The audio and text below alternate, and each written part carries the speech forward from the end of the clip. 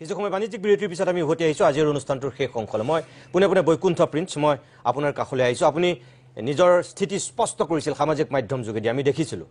এটা কি ক'ব কৃষ্ণ জয়গুৰু শংকৰ প্ৰথম কথা সংবিধানখন দাহ কৰা কাৰ্যটো অসমীয়া জনজীৱনৰ কাৰণে অতি নিকৃষ্ট কাণ্ড সংগঠনতাৰ কাৰণে অতি নিকৃষ্ট কাণ্ড সংগঠনত যিবোৰ ল'ৰা আছে তাৰ শংকৰ সংঘৰ ল'ৰাও আমাৰ টাইপাত লগত জড়িত হৈ আছে আমিও নিজেও জাতীয় সংগঠনৰ লগত জড়িত হৈ আছো কিন্তু এটা জাতীয় সংগঠনে অন্য এটা ধৰ্মীয় এটা সাংস্কৃতিক অনুষ্ঠানৰ এই যি সংবিধানখন দাহ কৰিলে তাক একে মুখে সকলোৱে ধিক্কাৰ প্ৰদান কৰিছে আৰু ময়ো পুনৰবাৰ মোৰ স্থিতি স্পষ্ট কৰি কৈছো ই অতি গৰিহণাৰ কাৰ্য এটো কেতিয়াও কৰিব নাই দুই নম্বৰ কথা কিৰাতক কছাৰী খাসী গাৰু মিৰি যৌৱন কংক গোৱাল অসম মুলুক ৰজক তুৰুক কুবাস মেলছ চান্দাল তিন নম্বৰ কথা গুৰুৰ বাণী আপুনি যদি কোনোবা এজন ছাত্ৰক প্ৰশ্ন কৰে যে গুৰুৰ বাণী কি মূল মন্ত্ৰ কি এক দেও এক খেও এক বিনে নাই কেও তাৰ আলম লয়ে গোটেই সংবিধানখন প্ৰতিষ্ঠা হৈছে আৰু কৈ আছে 1930 চনৰ আগলৈকে এই একো নহৈছিল নহয় হৈছিলে কাৰণে খেলিমেলি হৈছিলে কাৰণে শংকৰ সংঘৰ জন্ম হৈছিল স্ত্ৰী মৈদ্ৰম মাংসম তথা মৎস্য মুদ্ৰা মৈথুনং নিৎস্বাৰণং দেৱী সন্তুষ্ট দিব্য বিৰুহ লাষ্টত এনেকুৱা এটা পৰ্যায় পালে মানুহৰ মাজত যে নিজৰ ল'ৰা ছোৱালী মূৰ্তিৰ নামত বলি কাটি দিবলৈ কুণ্ঠাবোধ নকৰা হ'ল মানুহে তদ্ৰুপ আজি আকৌ পুনৰ উত্থান হৈছে আপুনি লকডাউনৰ সময়লৈ যদি ঘূৰি যায় মানুহ বলি দিলে হয়তো আপোনালোকৰ বাতৰি চেনেলতে এই বস্তুটো পাইছিল গতিকে তাক শেষ কৰিবৰ কাৰণে এই বস্তুবিলাক খাম কাটিবৰ কাৰণে কাৰণ নিজৰ সন্তানে যেতিয়া মাকে যেতিয়া সন্তানক বলি দিবলৈ আৰম্ভ কৰিলে মনৰ বাঞ্ছাৰ কাৰণে তেতিয়াই এই গুৰুজনাৰ আবিৰ্ভাৱ হৈ যিখিনি গোটেই সমাজখনক একত্ৰিত কৰাৰ চেষ্টা কৰিছিলে সেই আলম লৈ 1930 চনত শ্ৰীমন্ত শংকৰদেৱ সংঘৰ জন্ম হৈছে আৰু জন্মকালৰ পৰাই সেৱা বাহিনী আদি কৰি যিমানবিলাক আপোনালোকে অনুষ্ঠান চাই গোটেই অনুষ্ঠানবিলাক জাতি জনগোষ্ঠীৰ সমন্বয় ঘটিছে আজি মই এখন যিখন লৈ আছো এইখন জানো আহোমৰে নহয় এখন ক'ত দিয়া হৈছিল মই কিয় লৈ আহিছো ইয়ালৈ কৈ আছে বাৰে বাৰে সকলোৱে আহোমক গুৰুত্ব দিয়া নাই আহোমৰ অবিহনে অসমীয়া জাতিৰ অস্তিত্ব নাই এটো স্পষ্ট কথা কিন্তু এইখন ক'ত দিয়া হৈছিল এইখন এইবাৰ আমাৰ শ্ৰীমন্ত শংকৰদেৱ সংঘৰ অধিৱেশনত প্ৰতিজন গামুছাখনৰ লগত আৰু এটা কথা আমাৰ অসমীয়া শিপিনীয়ে বোৱা গামুছা দিয়ে শ্ৰীমন্ত শংকৰদেৱ সংঘই সেই গামুছাখনৰ লগত এই অংগ বস্ত্ৰ ভাগ দি যিটো মান্যতা দিয়া হৈছে তাতকৈ জানো আৰু আহোম জনগোষ্ঠীক মান্যতা দিব লাগে মই সেৱা ধৰিছো প্ৰত্যেকটো পক্ষকে যে এনেকুৱা ধৰণৰ বিতৰ্কলৈ আহিলে আমি খুব লাজ পাওঁ এমুঠিমান অসমীয়া মানুহে আমি যদি নিজৰ মাজতে কোৱা আমি প্ৰতিবাদ কৰিব লাগে ক'ত প্ৰতিবাদ আজি প্ৰতিকৃতি দাহ হ'ব লাগিছিল কাৰ খাদ্য মন্ত্ৰীৰ মূল্য বৃদ্ধি হৈছে ইউপিএছ এনপিএছৰ যি পেঞ্চন নীতি সেইবিলাকৰ ওপৰত প্ৰতিবাদ হ'ব লাগিছিল আগ্ৰাসন ৰূপী বাংলাদেশীৰ ওপৰত প্ৰতিবাদ হ'ব লাগিছিল হৈছো আমি নিজৰ মাজতে ককাই ভাই আজি সৌজন সৌফালে বহি থকা মানুহকিজন মোৰ ককাই নহয় নি মোৰ মিটিঙতো তেওঁলোক আহে ময়ো তেওঁলোকৰ মিটিঙত যাওঁ আজি অতি দুখিত যে আমি ইজনে সিজনক নিজৰ মাজত যে এটো হ'ব নালাগে মই হ'ব নালাগে এটা অবখান পৰিব লাগে আৰু দ্বিতীয়বাৰ যাতে এটো হ'ব নালাগে আৰু মই প্ৰত্যেকজনক অনুৰোধ কৰিম শ্ৰীমন্ত শংকৰদেৱ সংঘলৈ অহাৰ আগতে সংবিধানখন পঢ়ি যদি ভাল লাগিছে যে এইগিটা কথা আমাৰ ভাল লাগিছে তেতিয়াহলে আহক নহলে মই ভাবো আতৰি থকাটো ভাল আৰু লগতে আৰু এটা বৈকুণ্ঠ মই শেষত সুধিছো আপুনি ভাবেনে যে সংঘলৈ অহা প্ৰত্যেকগৰাকী বৈষ্ণৱে সংবিধানখন পঢ়ি পেলাই আহে বুলি নিশ্চিতভাৱে যিসকল প্ৰকৃত ভকত দুটা প্ৰত্যেক ক্ষেত্ৰত দুজন বস্তু দুটা মানে আপুনি দেখিব পাব ভকত আৰু অভকত কিছুমানে নিজৰ স্বাৰ্থ সিদ্ধিৰ কাৰণে আহে যদি দেউতাক মৰে তেতিয়াহলে নাম সকাম কৰি উদ্ধাৰ কৰিব কিন্তু কিছুমান প্ৰকৃত ভকতীয়া যিসকলে আস্থা আৰু বিশ্বাস কৰি আহে যে এই নীতিৰ ওপৰত মই চলিম ঠিক আছে আৰু মই আৰু এটা কথা মই আমাৰ মহামান্য আমাৰ সম্পাদক ডাঙৰীয়াই যিটো কৈছে যে আহোমসকল যদি যাব বিচাৰিছে তেওঁলোকে আমি সেৱা ধৰিছো বুলি কাৰণ তেওঁলোকৰ এজন আহোম নেতৃত্বই কৈছিল যে আহোমসকল গুচি আহিব লাগে হয়তো সেই ধাৰা লৈ পেলাই তেওঁ এই কথাটো বক্তব্য কৰিছে ধন্যবাদ জনাইছো মই শেষত একেবাৰে বসন্ত গগৈ কাখলৈ আহিছো মই কৈছিলো যে আপুনি এটা আহোম জনগোষ্ঠীৰ শক্তিশালী সংগঠনৰ আপুনি নেতা তাই আহোম ছাত্ৰ সন্থাৰ সভাপতি সংঘাত নহয় সমন্বয় স্থাপনৰ কাৰণে আমি চেষ্টা কৰিছো এইবিলাকৰ জবনিকা পেলাব লাগে আপোনাৰ বক্তব্য কি হ'ব আপোনাৰ স্থিতি কি হ'ব আপুনি মধ্যস্থতাকাৰী ভূমিকা লৈ পেলাই গোটেই দুইটা অনুষ্ঠানৰ মাজত এটা সমন্বয়ৰ হেতু গঢ়ি দিব নোৱাৰেনে নিতুদা ৰাতিপুৱা নিউজ লাইভত এটা কথা কৈছিলো যে কথাটো এনেকুৱা ধৰণৰ যে মই কিবা এটা বস্তু খাই থাকোতে যদি মোৰ দাঁতেৰে জিভাখন কাটিলো তেতিয়ালে মই দাঁতগিটা উঘালি পেলাব নোৱাৰো কাৰণ দাঁতগিটা শৰীৰৰে অংগ যে এতিয়াও আমাৰ মাজত তেনেকৈ হৈছে যে নিজৰ ভাতৃত্ববোধৰ মাজত এটা খেলিমেলি এটা হৈছে ভুল বুজাবুজি হৈছে ভুল বুজাবুজিৰ অৱসান হ'ব লাগে আৰু গুৰুজনাৰ আদৰ্শ প্ৰতিষ্ঠা হ'ব লাগে কিন্তু গুৰুজনাৰ আদৰ্শ প্ৰতিষ্ঠা কৰিবলৈ যাওঁতে কাৰোবাৰ লোকাচাৰ আৰু কাৰোবাৰ মাতৃৰ গৰ্ভতে শিকি অহা সংস্কৃতি এইবিলাকক যদি সংস্কাৰ কৰিম বুলি যদি কোনোবাই ভাবিছে তেতিয়াহ'লে সেইটো কেতিয়াও সংস্কাৰমুখী কথা হ'ব নোৱাৰে আৰু গুৰুজনাৰ আদৰ্শ পৰিপন্থী কথা বুলিহে আমি বিবেচনা কৰোঁ আমি একেমুখে এইটো কথাও স্বীকাৰ কৰোঁ যে যি আহোম জনগোষ্ঠী বুলি কৈ থকা হৈছে এই আহোম জনগোষ্ঠীৰ কথা বতৰাবিলাক ইয়াত পাতিবলৈ আমাৰ লজ্জানত এইকাৰণে হৈছোঁ যে আমি পাতিব লাগিছিলে বেলেগ এটা বিষয় লৈ যে আহোম জনগোষ্ঠীৰ 55 লাখ লোকে আজি কেনেদৰে নিষ্পেষিত নিপীড়িতৰ শাৰীত আছে কেনেদৰে ৰাজনৈতিক অধিকাৰৰ পৰা বঞ্চিত হৈছে কেনেদৰে সাংস্কৃতিকভাৱে তেওঁলোকক আক্ৰমণ কৰা হৈছে অৰ্থনৈতিক স্বাৱলম্বিতাৰ দিশত আমাৰ উঠি অহা নৱপ্ৰজন্মই কেনেদৰে হাবৰধীৰি খাবলগীয়া হৈছে শিক্ষাৰ ক্ষেত্ৰখনত কেনেকৈ পিছ পৰি গৈছে এই কথা বতৰাবিলাক আমাৰ আলোচনা বিলোচনা হ'ব লাগিছিলে আমি আলোচনা কৰি আছোঁ শংকৰ সংঘত আমাৰ আহোম মানুহ থাকিব লাগে নে নালাগে আমি ক'ব পাৰিম নোৱাৰিম এই কথা বতৰাবিলাকত আলোচনা কৰি আছোঁ কিন্তু মোৰ এটা স্পষ্ট কথা যে বৰ্তমান শংকৰ সংঘত লাখ লাখ ভক্তৰ সমাগম আৰু লাখ লাখ আমাৰ সংগীৰ সমাগমে এটা কথা স্পষ্ট কৰি দিছে যে শংকৰ সংঘ আজিৰ অসমত প্ৰাসংগিক কিন্তু তেওঁলোকে এই যে প্ৰাসংগিক শব্দটো আহিছে তাৰ লগত বিভিন্ন জাতি জনগোষ্ঠীৰ লোকে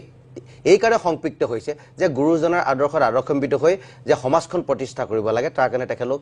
তাৰ লগত সংপৃক্ত হৈছে কিন্তু সংপৃক্ত হোৱা সেই মানুহখিনিক যদি ক'ৰবাৰ মনৰ আঘাত দিয়া যায় তেতিয়াহ'লে সেই জনগোষ্ঠীৰ লোকসকলৰ মনতো আঘাত পায় আহোম মানুহ যিসকল শংকৰ সংঘত আছে আমি তেখেতলোককতো কোনোদিন কোৱা নাছিল যে তোমালোকে শংকৰ সংঘত নাযাবা শংকৰ সংঘ বেয়া গুৰুজনাৰ আদৰ্শৰ পৰিপন্থী তোমালোকে কাম কৰিছা তোমালোকে তাত যোৱা আমি এই কথা কেতিয়াও কোৱা নাই যিসকল তাত গৈছে তাতে থাকক কিন্তু জনগোষ্ঠীৰ উত্তৰ নহকে তেখেতলোকক কাম কৰক কিন্তু যেতিয়া উপাসনা পদ্ধতিক লৈ যেতিয়া প্ৰশ্ন কৰা হয় যেতিয়া লোকাচাৰক লৈ যেতিয়া প্ৰশ্ন কৰা হয় যেতিয়া জীৱন জীৱিকাক লৈ যেতিয়া প্ৰশ্ন কৰা হয় যেতিয়া খাদ্য সম্ভাৰক লৈ যেতিয়া প্ৰশ্ন কৰা হয় যেতিয়া সাজ পোছাকক লৈ প্ৰশ্ন কৰা হয় তেতিয়া মানুহবিলাকৰ মাজত প্ৰশ্নবোধক চিন আহে যি প্ৰশ্নবোধক চিন মাজুলীয়া লিখীয়া জেগাত হৈছে যে এখিনি মানুহক উপাসনা পদ্ধতিক লৈ প্ৰশ্ন কৰাৰ কাৰণে খাদ্য সম্ভাৰক লৈ প্ৰশ্ন কৰাৰ কাৰণে জীৱন জীৱিকাক লৈ প্ৰশ্ন কৰাৰ কাৰণে শংকৰদেৱৰ আদৰ্শ দৰ্শনৰ প্ৰতি পৃথিৱী বেলেগ এটা দৰ্শনলৈ গতি কৰিছে সেই একেই পৰিৱেশ আজি শংকৰ সংঘতো যাতে নহয় শংকৰ সংঘৰ মানুহক জনগোষ্ঠীয় চিন্তা চেতনাৰ মাজত আবদ্ধ ৰাখি মানুহবিলাকৰ মনৰ মগজু যদি এই দৰ্শনবিলাকে ক্ৰিয়া নকৰে তাৰ কাৰণে শংকৰ সংঘই সংস্কাৰমুখী পৰিৱেশৰ মাজত থাকি এটা বলিষ্ঠ পদক্ষেপ ল'বলৈ নহ'লে অনাগত দিনত মাজুলীত যিটো প্ৰথাই ক্ৰিয়া কৰে সেই একে প্ৰথা শংকৰ সংঘৰ মাজতে ক্ৰিয়া কৰিব আৰু অসমীয়া জাতি গঠন প্ৰক্ৰিয়াৰ মূল কাঠামোত আঘাত আনি সমাজখন থান মানুহে গুচি যাব আৰু বিভিন্ন ক্ষুদ্ৰ ক্ষুদ্ৰ জাতীয়তাক আৰু সাম্প্ৰদায়িক দৃষ্টিকোণেৰে মানুহখিনিয়ে চাব আৰু বেলেগ বেলেগ থকাৰ চিন্তা চেতনা কৰিব কুশল ঠাকুৰীয়া ডাঙৰীয়া মই শেষবাৰৰ কাৰণে আপোনাৰ কাষলৈ আহিছোঁ বসন্ত গগৈ কথাখিনি আপুনি নিশ্চয় শুনিছে বা বাকী সকলৰ বক্তব্য আপুনি শুনিলে আৰম্ভণি যিহেতু আপুনিয়ে কৰিছিল এতিয়া মই শেষবাৰৰ কাৰণে আপোনাৰ কাষলৈ আহিছোঁ মোৰ কথাটো হ'ল যে আপুনি সংবিধানৰ দোহাই দিছে সঞ্জীৱ বৰাই সংবিধানৰ কথা কৈছে বা ইয়াত বৈকুণ্ঠ প্ৰিন্সেও সংবিধানৰ কথা কৈছে হয় সংবিধান মানিবই লাগিব সংবিধানৰ ভিত্তিতে অনুষ্ঠানটো চলিবই লাগিব এই জাতীয় অনুষ্ঠানটোৰ বিকাশ হ'বই লাগিব কিন্তু কথাটো এনেকুৱা কেতিয়াবা কৰবাত অকণমান এৰা ধৰা হয়তো কৰিবলগীয়া হয় যেনে ধৰক অটল বিহাৰী বাজপেয়ী যেতিয়া প্ৰধানমন্ত্ৰী আছিল তেতিয়া কান্দাহাৰত যেতিয়া বিমান অপহৰণ হৈছিল সন্ত্ৰাসবাদীয়ে আমাৰ স্বয়ং বিদেশ মন্ত্ৰীগৰাকী গৈ তাত সন্ত্ৰাসবাদীৰ লগত কথা পাতি বিমানখন কেনেকৈ মুকলি কৰি আনিব পাৰি বিমানত থকা যাত্ৰীসকলক উদ্ধাৰ কৰিব পাৰি তাৰ কাৰণে কথা পাতিছিল ভাৰতীয় সংবিধানত সন্ত্ৰাসবাদীৰ লগত কেতিয়াও এগৰাকী মন্ত্ৰীয়ে কথা পাতিব লাগিব বুলি ক'তো উল্লেখ নাই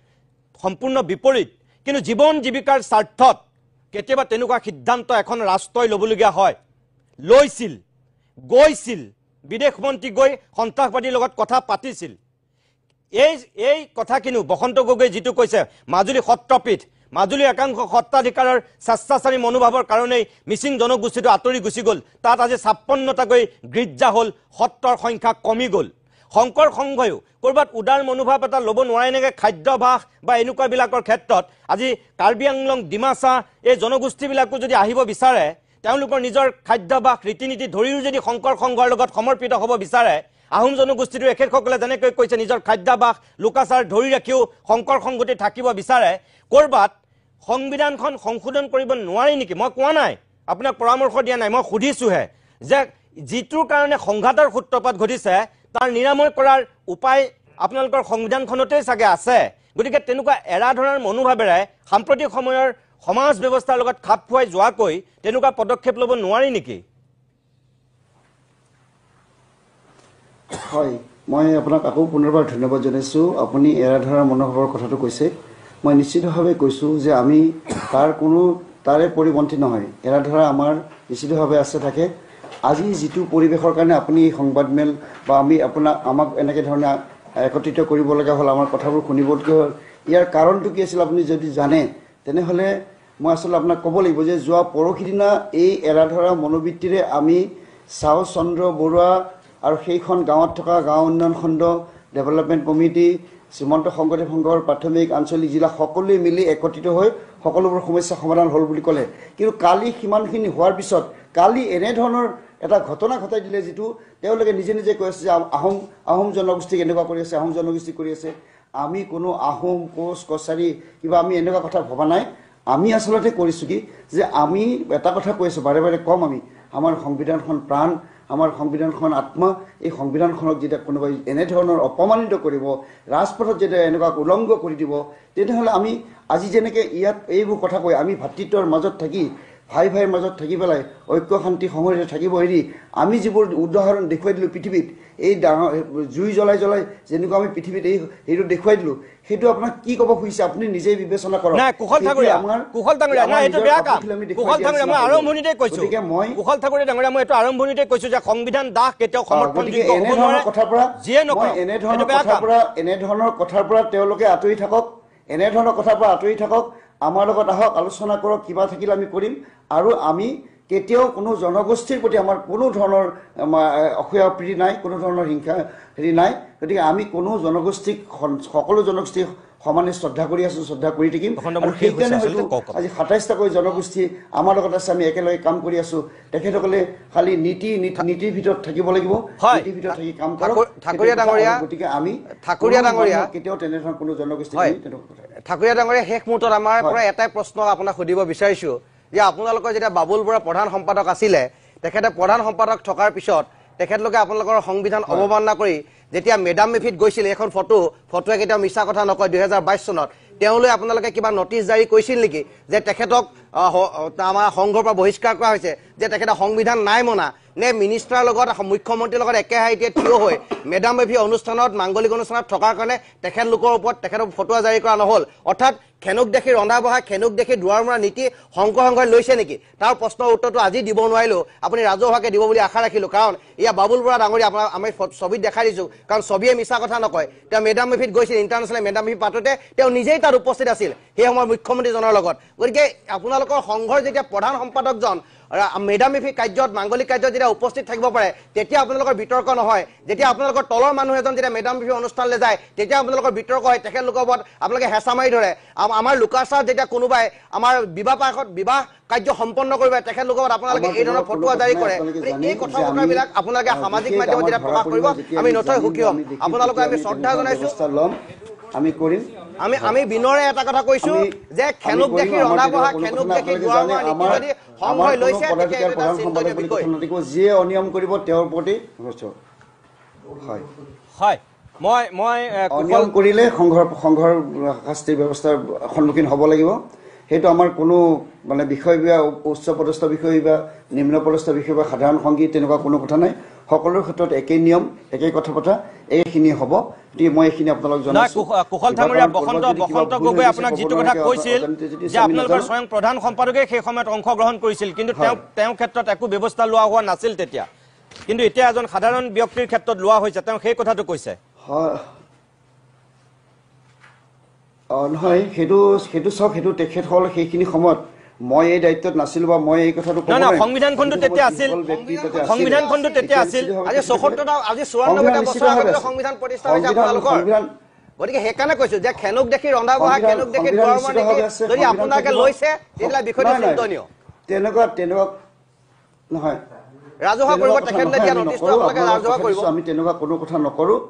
আমি কেতিয়াও তেনেকুৱা বাবুল বৰা ডাঙৰীয়ালৈ দিয়া নটিচটো আপোনালোকে ৰাজহুৱা কৰিব তেতিয়া আমি মানি ল'ম যে আপোনালোকে সকলোকে সমভাৱাপন্ন নাই আপোনালোকে সংঘটো চলাই আছে খেনুক দেখি ৰন্ধা বঢ়া খেনুক দেখি দুৱাৰ মৰা নীতি আপোনালোকে লোৱা নাই আৰু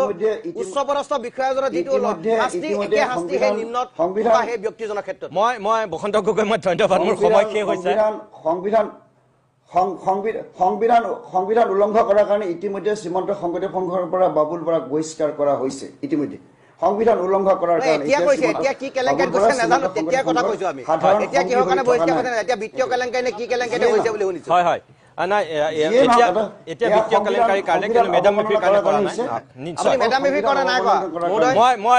মই কুশল ঠাকুৰীয়া ডাঙৰীয়া বৈকুণ্ঠ প্ৰিন্স আৰু সঞ্জীৱ বৰাকে প্ৰমুখ্য কৰি সকলো বৈষ্ণৱক ধন্যবাদ জনাইছোঁ আৰু তিনিওটা ছাত্ৰ